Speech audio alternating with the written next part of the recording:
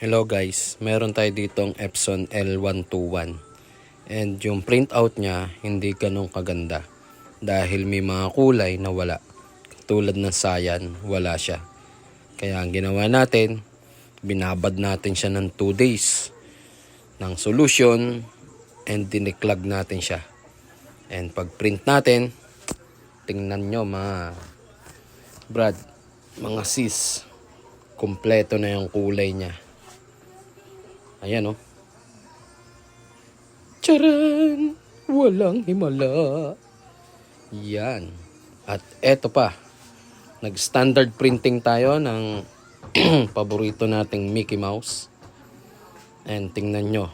Napakaganda ng ngiti ni Mickey. Singganda ng magiging ngiti ni client. Yun lamang po. Thank you guys.